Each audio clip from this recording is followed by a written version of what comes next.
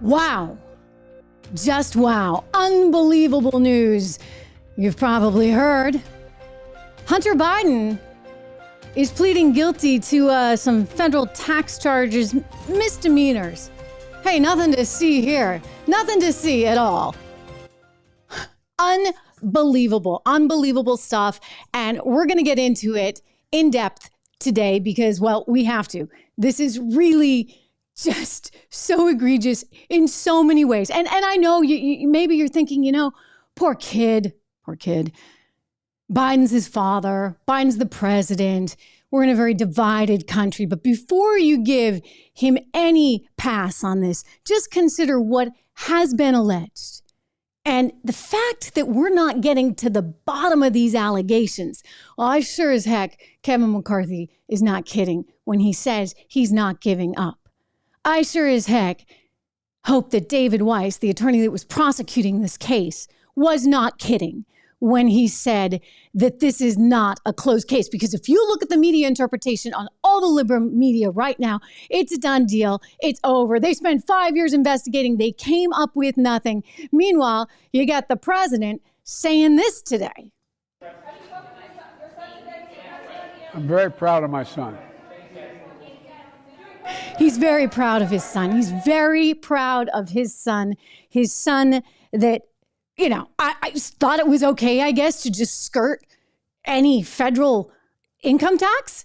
I mean, that in and of itself, normally I should point out, and we'll get to this. Normally, that's actually kind of a big deal. And yet, not in this case. Not in this case. We have so much to get into. I'm going to dive into the legal issues at stake here. We need to talk about what the Republican Party is planning, what the Democrats are actually now saying in response. It's poor Joe, poor Hunter. We need to talk about Donald Trump and what he's saying in reaction. I've got that for you. Plus he's out slamming Fox and poor Fox's ratings again. Meghan Markle, not only did she lose part of that $20 million deal, but there are massive new allegations about just exactly how she was conducting her show. We'll get into that too.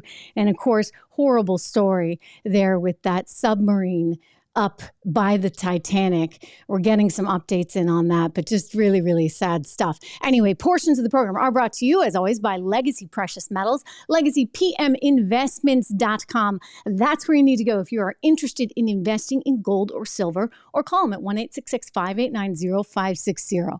But wow, guys, I mean, this is unbelievable to me that with all of these allegations that have been put forth, we heard nothing on any of them.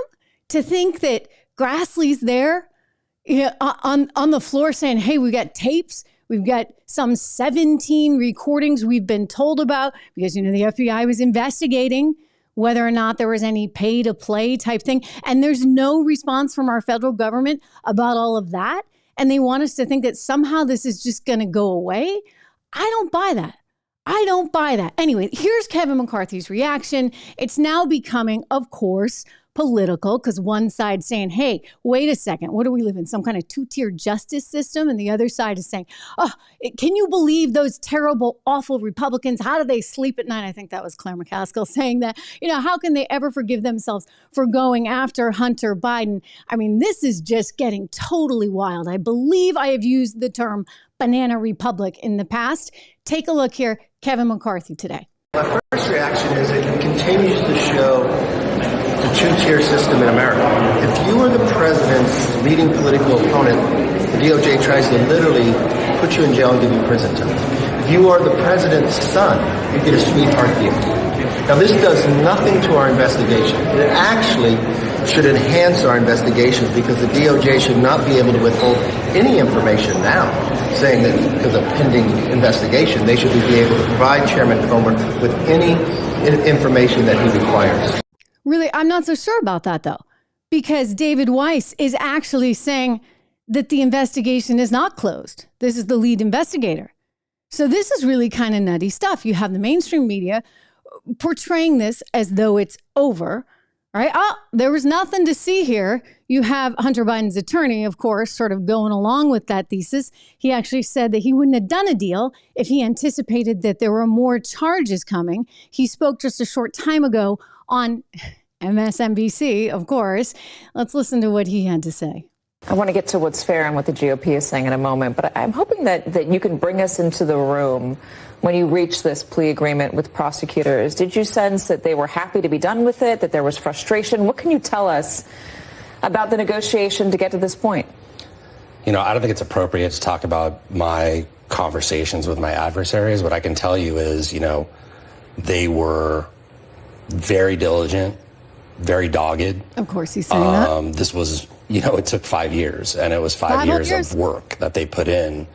And even throughout working out the ultimate resolution, I think that they were always driving for what they thought was fair. 5 years. NBC reports at times this was a counterintelligence investigation, that this was an investigation to FARA violations, which is how you register to work with a foreign government if you're an American citizen. Money laundering. Again, 5 years, and what they came up with is 2 misdemeanor tax counts. That's the resolution we have, is that Mr. Biden's going to take responsibility for failing to timely pay his taxes for those 2 years. And there's going to be a diversion with regard to this 10-day period that he possessed a gun. And that is how the case is going to be resolved. Wow. You heard Speaker McCarthy. Okay. Did you hear the long list? I mean, even MSNBC saying, hey, wait a second. This was a counterintelligence investigation. There were all these allegations. We know what the allegations were, right? Remember, this is the pay-to-play thing with Burisma. Wow. And he's like, yep, they looked into it for 5 years and this is what we got. Misdemeanors. Okay, let's just back up and let's talk about, for example, what that really, really would mean. I mean, if you're skirting taxes like that, normally it's actually a more serious charge to begin with. And yet he didn't even get that. By the way, just great to have you all here. If you're listening to this on Apple Podcasts, I encourage you to come over to YouTube or onto Facebook, where we are live every single day. And I'm looking at your comments and hearing your questions. And it's always great to connect in this way. So if you are listening on the podcast, do me that favor. Come over, subscribe to the YouTube channel, the Trish Regan channel.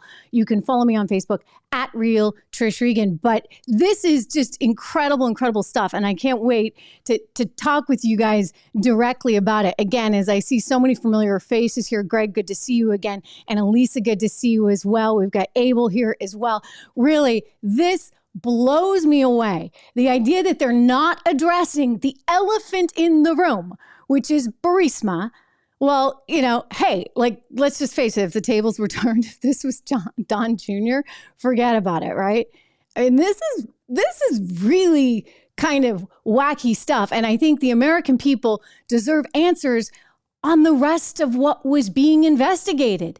We know that the FBI was investigating it. And yet think about what happened back during the election. During the election, it was fake news. We heard MSNBC and many others tell us over and over and over again, right? That was all fake news. That was somehow misinformation that was being thrown into the marketplace by none other than Russia disinformation. And yet it turned out there was an investigation going on. So wouldn't it be helpful to America, David Weiss, to actually address those charges, to maybe come forward and say, hey, we didn't find anything there? Instead, you hit them with a couple of misdemeanors. This is really something. And I do want to just point out that the idea is he's going to hopefully avoid jail time here. Weiss's office has agreed to recommend a sentence of probation as part of the plea agreement. This is according to someone who's familiar with the deal, telling the Wall Street Journal, but the judge, of course, will ultimately decide the sentence. But now you get the government saying, okay, well, let's go, with some leniency on him. And I guess I'm just shocked because most federal tax prosecutions do involve felony charges. If you're talking about tax fraud, if you're talking about tax evasion, those are pretty serious things. And those aren't really just like misdemeanors. I mean, I'm pretty sure that Martha Stewart got worse. Now, granted, there was lying and all that kind of thing, and that was ultimately what did Martha Stewart in. But, they can go after you pretty hard on the tax stuff, and yet they're not here. The weapon thing, 2 counts of willful failure to pay federal income tax. That is what he's pleading guilty to, and he faces a minimum prison sentence of a year, as I said, but it's expected that is going to be seen with some leniency. So that's not actually going to happen. And then there was the weapon that apparently he had, and it wasn't registered, and he allegedly, well, I guess he's admitted this now. It might have been on something at the time. I mean, again, I'm just really stunned that no one has done a better job at coming forward from our government to say, whatever happened to all those other charges? And how is that? Where's the closure on that? I mean, could they not even at least say, hey, we didn't find anything? Right? Great to see, again, all of you guys just looking at all that you're saying and you're pointing out that, yeah, other people have certainly suffered worse fates for evading taxes. I mean, he's the president's son. All right. And the president is in charge of the DOJ. Now, they will argue, hey, look, it's the same investigator. David Weiss was appointed under Trump, so it's not like we changed investigators. But can you imagine the pressure right now? Think about it. I mean, think about what happened during the election and those 51 ex-spies, those spooks that came out, total political hacks, and issued that letter to Politico saying, oh, there's nothing to see here. No, Hunter Biden's not being investigated by the FBI when in fact he was. So you can understand why the American public has more questions. But no, they just want to make it like those bad conservatives, those Republicans, look at what they're doing. Look at what they're doing to Hunter Biden. And you see the president, of course, carrying on that narrative. All he's saying is, I'm so proud of my son. I'm proud of my... You're proud of him? Really? Like, I'm not so sure you should be so proud of him, sir. This was him on MSNBC, the president of the United States, just a few months ago with the same sort of train of thought. I'm proud of him. But he also said something else pretty interesting. And this, I promise you, is going to come back to haunt him. Watch. First of all, my son's done nothing wrong. I trust him. I have faith in him. And it impacts my presidency by making me feel proud. The reporter had asked, hey, how does this impact your presidency? His response is, it just makes me more proud, right? It impacts me by making me more proud of my son. And he did say he did nothing wrong. Well, if he did nothing wrong, why is he pleading to these 2 minor charges? I mean, again, generally, when you have a federal tax prosecution involving, tax fraud and evasion, it's kind of a bigger deal.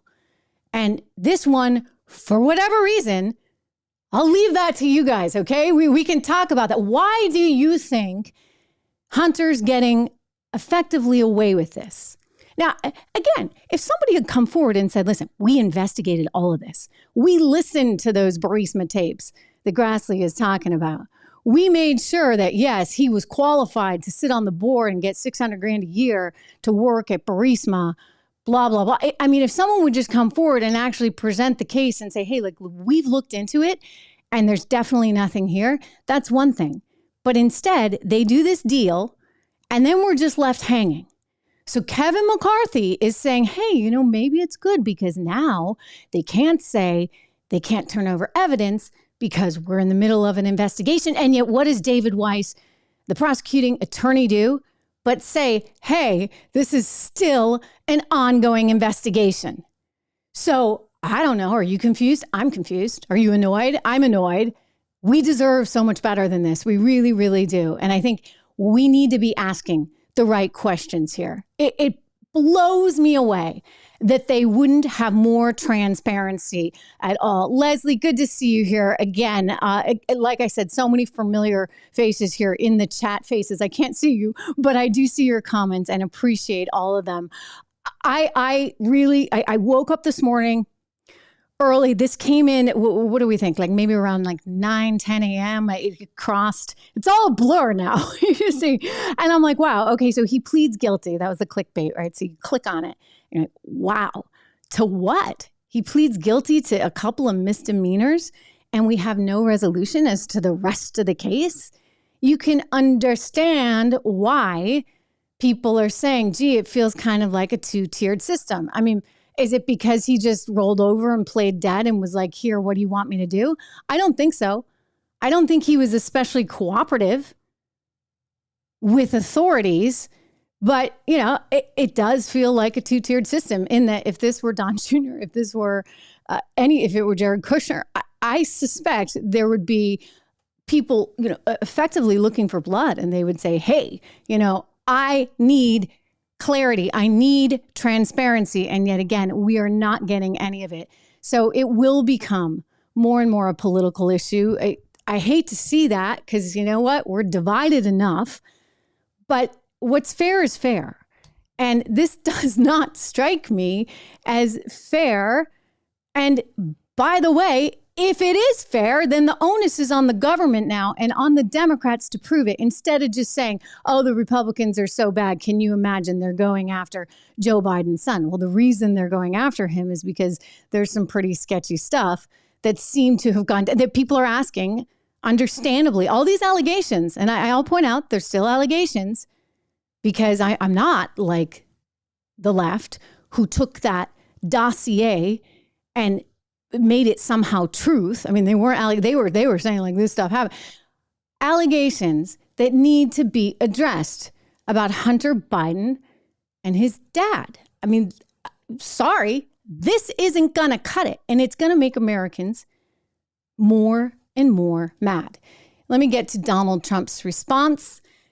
He was out on his social media platform today. He's actually also doing another interview with Fox and, part 2, I guess. He sat down with Brett Baer over at Fox and it's pretty funny. I'm going to get to that later in the show because he just slams Fox and the ratings, which we all know about, right? We all know about that, but he really was calling balls and strikes on the ratings there and did so to Brett's face. It's interesting to me. I'm assuming that was a taped interview since we're seeing part 2 today. And so it's interesting to me that Fox did allow that to run. Maybe they wanted people to see that. I have no idea. But anyway, he did come out with a reaction to what we have seen here on social media, saying a sweetheart deal for Hunter and Joe as they continue their quest to get Trump, Joe's political opponent. We are now a third world country. I mean, that third world stuff, it's starting to resonate in some alarming and sort of scary ways because I was using that ages ago, actually during the actual election. As we went into 2020, you had Hillary Clinton actually out on a podcast with one of her friends saying, listen, no matter what, you cannot surrender. No matter what's going on, you actually have to continue. You cannot actually concede. You have to continue fighting. So she was making this statement before the election actually happened. And I remember bringing this to you guys and saying, listen, this is kind of peculiar because we're supposed to count the votes, right? And no, Hillary was saying, nah, you're not going to concede. You're not going to concede no matter what. You really have to fight on this one. And that struck me way back when as being extremely banana republic-like. And now there's just been a succession of things. And I'm not here to defend Trump. Look, I think his policies were absolutely spot on. I think he's a very gifted person in terms of being able to connect with people and his audience. But he comes with some baggage, shall we say, and you kind of got to know what you're signing up for. And that he can rub some people the wrong way. He can also really, really excite people. In the television business, they call it Q score. Like, how is somebody's Q score? And the Q score is their sort of highs and lows. And do people really love them, really hate them? And the higher your Q score, it's usually because you're like a high beta stock, right? Up and down. And the response from people is pretty significant. So he carries that with him for sure, but his policies were always really, really spot on. And so maybe in retrospect, I don't know. I don't know the particulars of the case. He's saying like it was, his socks and some gym clothes, not gym clothes. I'm putting words in his mouth because I'm pretty sure he doesn't go to the gym, but it's just personal belongings inside those 120 boxes. And so it's a sticking point there. But is he being treated the same as Hunter? It's a question people are going to continue to ask, and they rightly should.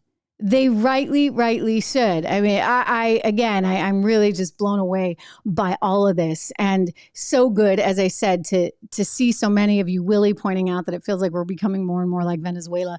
I have said that in the past. It's a really important time. And if you haven't subscribed to this podcast, please make sure you do, because it's really important. I think just that we're all able to communicate with one another as we go into 2024. I love having you guys here. Please make sure you hit the subscribe button. Later on, we'll have some clips and stuff, and it would be great if you could share them. Also make comments below, because I do actually read all of those comments, and I appreciate hearing from you guys always. And we've got some more to get to. I don't want to just do this because there's other things going on and there's some fun stuff. Meghan Markle, for goodness sakes. I mean, these new allegations are really quite something. I want to get to the sound of Donald Trump slamming Fox right on their air. Pretty amazing stuff. But before I do all that, and before I go out and take some of your comments and questions, I will say, like, some of you have been so kind, and I'm seeing some comments still again about you've been so kind to me. And in your comments below, many of you have said wonderful things, and I get a little bit of attention, shall I say, on my appearance, and I appreciate it. Thank you very much. It's a very positive reaction. And I, of course, appreciate that. And it leads me actually to a new advertiser, brand new advertiser that we're thrilled to bring on, because this is a company that I actually I was taking what's called Strong Cell. And I think it's just amazing, because I know that, hey, like, certainly for me, like, I'm so busy, right? I do 20 zillion different things, and I'm a mom, and I'm with my family, and I'm doing the podcast, and I'm trying to get to the gym every day and drink my water. Yes, this really is water. And I want to do everything I can to take care of myself and to make sure that I'm my healthiest for myself, for you guys here every day, and for my kids. And so I've really prioritized health in a very big way. And so I started taking a supplement, NADH, actually. NADH is what it is. It's made by Strong Cell, which has been phenomenal. Like, I really have felt like laser focused. I mean, I've always been pretty focused. That's sort of, I think it's, if you're in television, you probably are very focused. You're used to having to be live and talk with people and stay focused on an interview. So I've always had the ability to focus, but this has really just enhanced it, because it's focused with energy, and it's not caffeine. I don't love caffeine. I do drink coffee, but I don't like to drink it all day. And so I don't want any kind of stimulant that would affect me. And so I turned to this NADH, manufactured by Strong Cell. I've taken it maybe 5-6 weeks now, and I feel great. And again, I appreciate the nice comments that you guys make, but I think that this has really been a part of it. It's about improving your cellular health. And I don't, pretend to understand all the science on this stuff, other than the studies have shown that there's anti-aging properties with NADH, and our bodies actually lose this as we grow older and as we age. And so what Strong Cell is actually trying to do is somehow re-engineer our bodies to replenish that really vital element. So it's pretty neat. It's also got marine collagen and some other things, which are vitamins, minerals, all that stuff. And I think keeps me really healthy and focused and energetic, which, believe me, I need with everything going on in the busy life that I live. So I wanted to tell you guys about it. Again, we welcome them as an advertiser on the Trish Regan Show. And I was able to get a discount for y'all. It's not cheap. It's a bit on the expensive side, but this will help. If you use my name, code word Trish, you can get 20% off. Just go to strongcell.com/Trish. And we're going to hear some more about Donald Trump and what he had to say to Brett Baer's face. It's pretty good. I got to show you this clip. But before we do that, have you guys seen all the Meghan Markle stuff? So I've never been much of a fan. I never watched that show Suits either. I might have caught a few episodes back when she was on it. I guess that was her claim to fame before marrying Prince Harry. And, I do get that she's an actress. She's not a journalist. But there's new allegations about her out that are pretty astounding. I'll get to that. But first, did you hear what Bill Simmons said?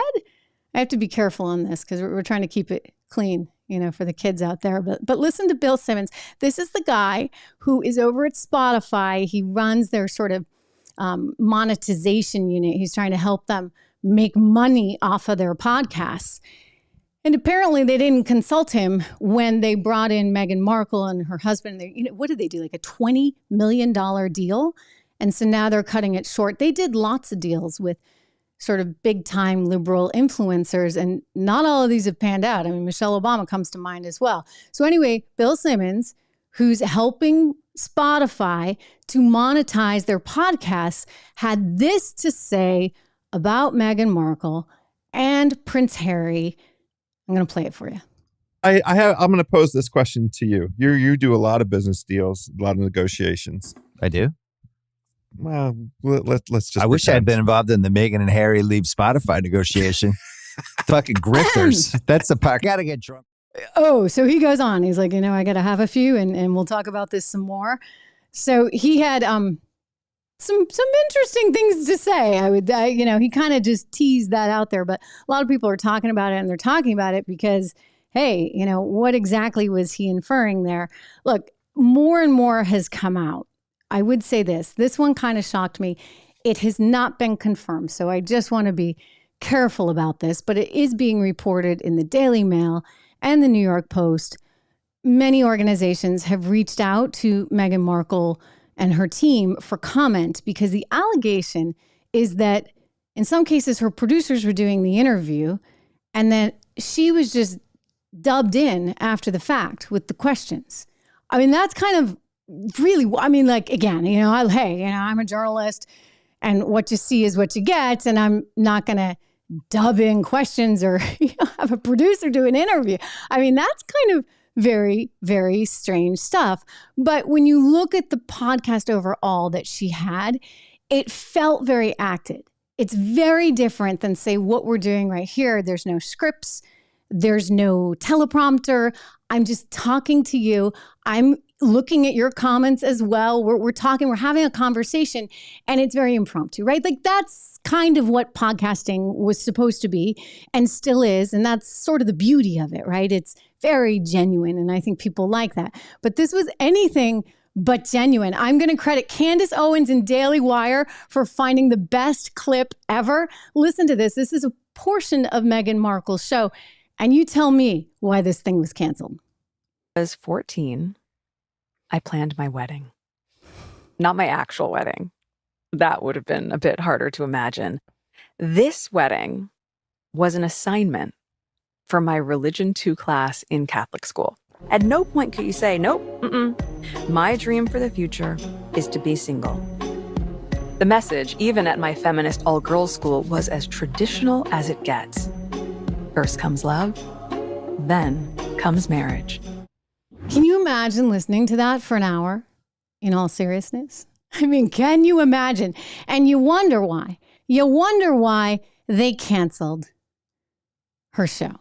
You wonder why she was not able to monetize that program. You wonder why now there's these allegations that she wasn't even, in some cases, doing the interviews. No. A producer would write out the questions. They would ask the questions to the guests, at which point she would then later on come in and I guess dub in. It's like old-fashioned movies or something, dub in the questions. I mean, if that is true, my gosh, like how low can you go? And clearly, you don't understand the podcasting industry or the sort of the style, right? That we're in. I'm not going to, pretend she's a journalist. She's not. And actually, Spotify should be careful with this, because they bring in these people that they think have all this liberal clout that really are not that authentic. You wanted to, again, if these allegations are true, it's just the height of phoniness. Totally, totally, totally phony. So it was a horrible show. There are allegedly fake interviews in it. And the guy who ran the monetization for all of Spotify was like, oh my gosh, these people were such a disaster. We should have named it the effing grifters. All right, here's another good one. Let's talk about Donald Trump and his interview there on Fox, that network we don't really like to talk about. You believe that they're political witch hunts. Of course. But what do you say to the voter who really liked many of your policies? They still do. But they can't handle the scandal. Okay, it gets even better. He cites his polls and he said, I'm doing great. The polls, they still like my policies and I can beat Biden. And then somehow, some way, the Fox host takes this weird detour and gives his network this giant plug about how great they're doing with independence. Well, watch what Donald Trump says in response. I have the best polls I've ever had.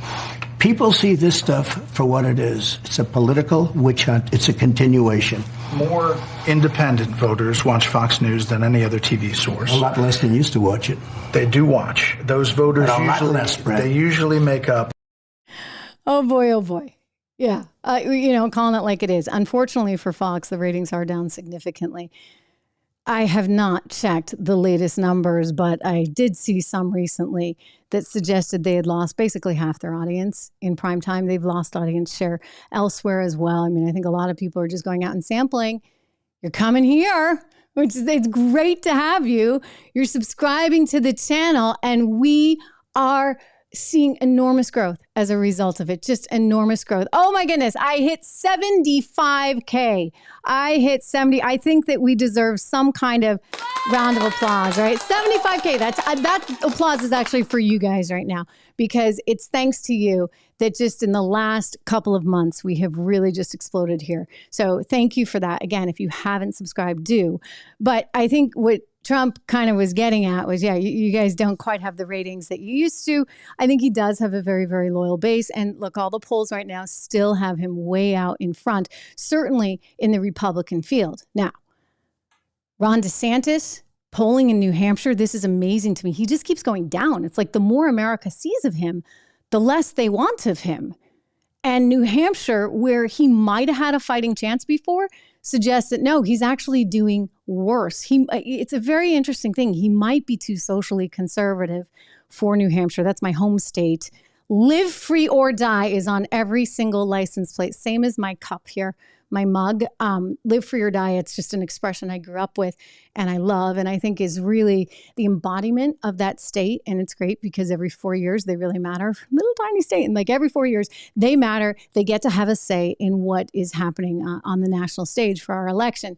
It's changed a lot. If you think about all the people that are moving up from Massachusetts, I think Florida, Texas, or other states, right, that are going to face these risks as we move forward. But sort of the diehard granite staters are very much live free or die. It's like, just don't tax me, okay? Please, guys, don't tax me. And so I think his economic policies were very much appreciated in the state of New Hampshire. And that's perhaps why now, when you look at Ron DeSantis, why he's falling in those polls. But nationwide, we're seeing the same exact thing. So Trump keeps pulling ahead further. And I suspect this issue here with Hunter Biden is going to help him even more, because mainstream Americans are going to see this and say, but wait a second. Wasn't the FBI investigating all that other stuff? Whatever happened to all that other stuff? And why does he get off the hook? If anybody else was evading taxes, they'd actually be facing, a pretty strict situation. And it's something that, I just don't think anybody's going to totally miss. As much as the Democrats will try to convince you that it's just really terrible, mean Republicans. And that's where we are sort of in this environment right now, which is just incredibly sad. Incredibly sad, because we ought to be talking about tax policy. We ought to be talking about China. Antony Blinken was just over there. We ought to be talking about Ukraine and Russia and like, how do we get out of that situation, right? Because it's never good. It's never good when people are dying. How do we put in place more diplomacy and more financial diplomacy? I talk about this because, hey, I would so much rather lose money, dollars, than lives. What can we be doing that's innovative to actually come up with solutions to put pressure on countries that aren't really doing what we want? If we want them to behave a certain way, are there financial sort of carrots and sticks that you should be using? That was actually something that came quite naturally to Donald Trump. And he's like, okay, I'm going to tariff them. I'm going to tariff them some more. And, you know, look, I would say at some point, those tariffs can accumulate enough that it becomes more of a problem.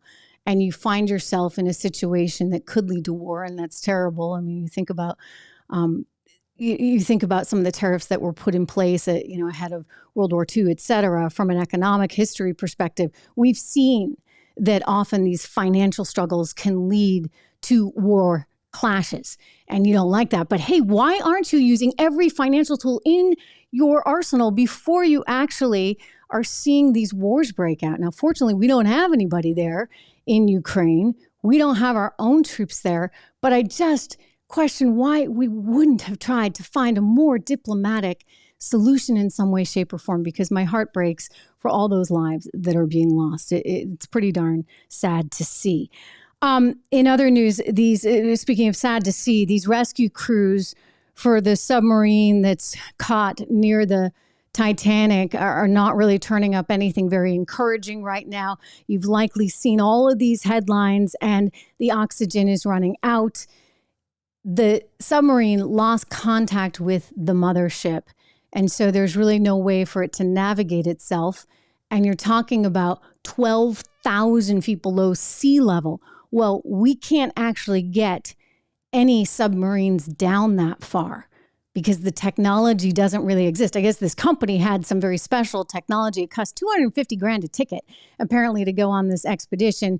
We've learned that there were some very wealthy people, a gentleman and his son from Pakistan. There was a very wealthy billionaire entrepreneur that was on this as well. We know that the CEO of the company was there. It's just so horrible when you hear this. And yet, you wonder why sometimes people are willing to take these incredible risks. I'm sure it's very exciting, but that is a risk. I don't know about you guys. I just never, ever would take. I'm also not one to want to go to space as much as I'm interested in it.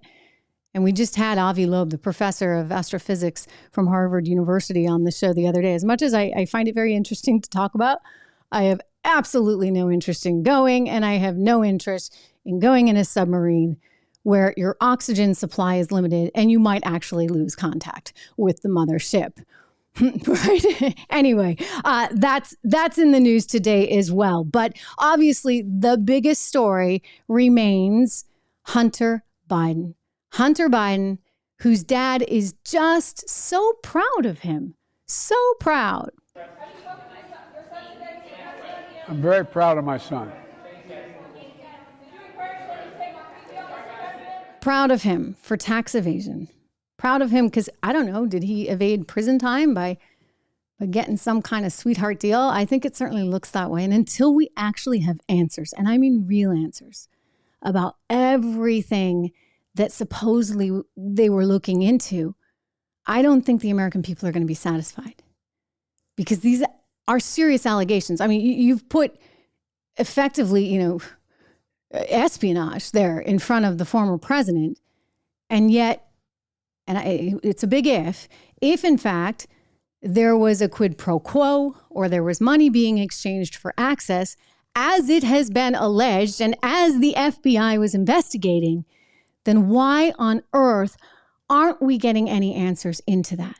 And I sure as heck hope Kevin McCarthy can do his job and get more information now that the investigation isn't happening, except, silly me, David Weiss says it is still an ongoing investigation. Wow, talking about being tripped up in technicalities, talking about, looking at a situation that is just really banana republic like, Americans are not going to forget this, are they? I know you guys aren't. Oh, David, thank you so much. It's great to have you here. I'm trying to, forgive me on my technology front. I know that like if sometimes you guys weigh in with a comment, I'm supposed to put your comment up on the screen, but I don't quite know how to do that. So I see it and I appreciate it because, you know, it's wonderful, as I said, to see this kind of support from all of you and to know that you are here on the channel, subscribing to the channel. So many people have said to me lately, oh my gosh, I just found you. Where have you been? It's like, I've been here. I've had the podcast. You know, I started the podcast in August of 2020, but it's a hard thing to grow. And I'm a big believer in organic growth. And I want to make sure that everybody who's here is really here.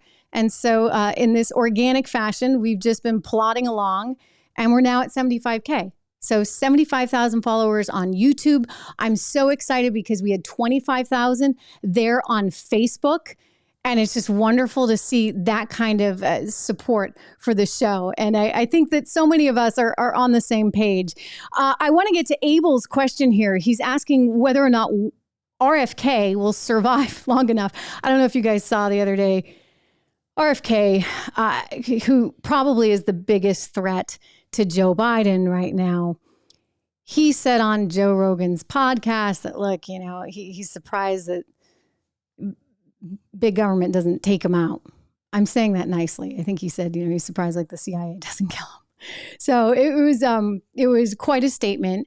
And I do think that RFK represents a massive threat. Look, anybody who comes in as that third party candidate that would actually get a ton of support from the left represents a huge threat. Because how can Joe Biden win if any of those people that are not diehard liberals actually go for somebody in the middle? Hey, where's Bernie Sanders when you need him? Our favorite socialist, right? So this is something that is going to kind of be a thorn in the Democrat side. I wonder if they'll make some kind of deal with RFK to go nicely away. And you know, hope that they can actually run Joe Biden and that he will win. I think it's going to be hard. I think that they made the mistake in the past, certainly in 2016, of underestimating Donald Trump. Now, at the time, you had the candidate Hillary Clinton, who on paper seemed very qualified, if you like all that stuff, former Secretary of State, but she couldn't kind of get out from under all the allegations of corruption with the Clinton Global Initiative and her charity. And then, of course, the whole bleach bit of the server that she had in her house and the idea that somehow a Secretary of State had a server in her own house. I mean, that was a little out there because, you know, I think we all worry about internet security, like period, right, in our own homes. If you're actually working for the government, if you're the Secretary of State, well, you really want to have the government there involved, making sure that you're not hacked into in any way. I mean, to think of how that all went down, if you recall, her aide, Uma Abedin, got an email that was sent to her, and then somehow it winds up in Anthony Weiner's possession and his computer laptop. I mean, it was just this wild, wild situation. And she got off pretty easy too. You know what was also interesting about that? Do you recall Donald Trump did not actually make a huge push to go after her? He could have. And I remember talking to him about it at the time. And he said, like, look, you know, it is what it is. Like, we don't want to, I'm paraphrasing right now, but he sort of effectively said, we don't want to be that country that always just goes and puts their former leaders in jail. Because I don't know, that might make us feel a little bit like Brazil, where actually both the former presidents, Dilma Rousseff and Lula, who's now president again, go figure, wound up in jail. I mean, that's not where we want to head, folks. And look, as far as Hunter Biden goes, I wish him very well. And if he was able to get off sort of legally on just these, you know, few little things, fine. But I'm left as an American saying, what about everything else? I'm left as a journalist saying, what about everything else? Don't we deserve answers?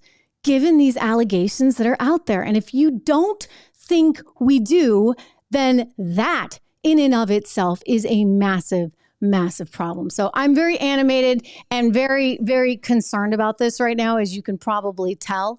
I'm very worried about our country. I'm very worried about the division.